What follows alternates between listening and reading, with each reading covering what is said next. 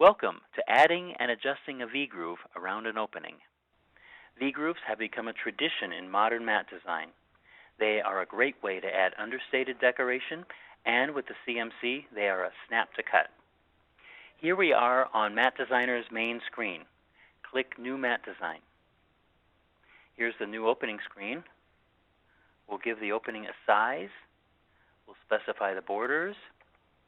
And the mat is finished. Notice that it's a single layer opening. Click OK at the bottom of the new opening screen to send the design into the edit screen where we can add the V-groove.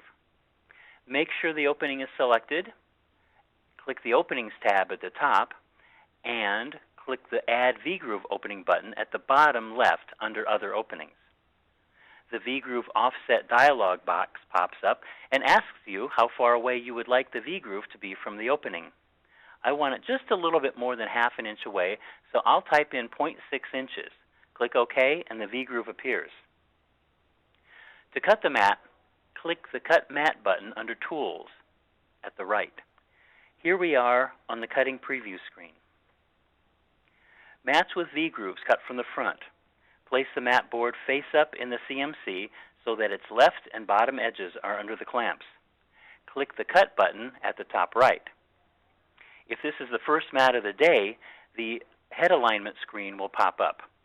If you have further questions about aligning the head, review the tutorial video about designing and cutting a single opening.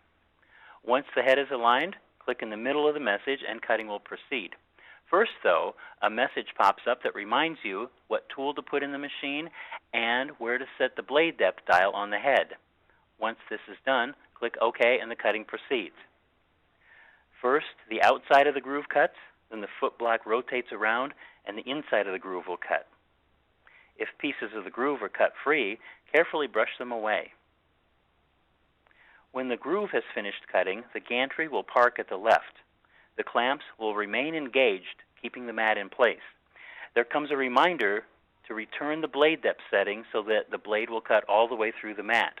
Click OK and cutting the opening will proceed. Let's return to the Edit screen and examine a few design options. As you are designing V-grooves, you may want to change the groove spacing with the opening. Select the V-groove and click the Properties tab at the top. Below, on the left, under Options, there is an Attach To field. Click the drop-down arrow and you'll see a couple of choices. Select the one that says 1, Opening. Notice that there is a numeral 1 in the middle of the opening. The groove is now attached to the opening.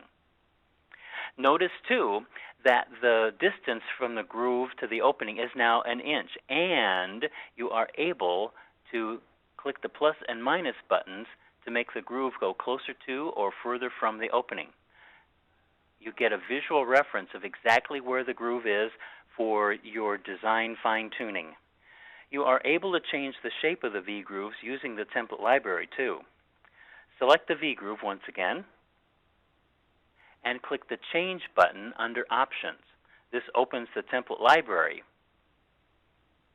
Just about any of the template shapes that you use to alter the shapes of openings can be used to alter grooves as well. I'll choose template 413 and you see that the groove becomes that shape. Just as with openings, you are able to click the Parameters tab at the bottom left and access all of the variables so that you are able to change the decorative character of the V-groove. V-grooves are an exciting addition to your design repertoire.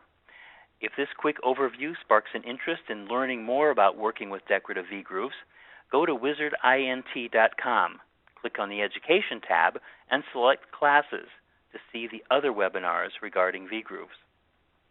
If you have questions, call us at 888-855-3335 or email us at wizardu@wizardint.com.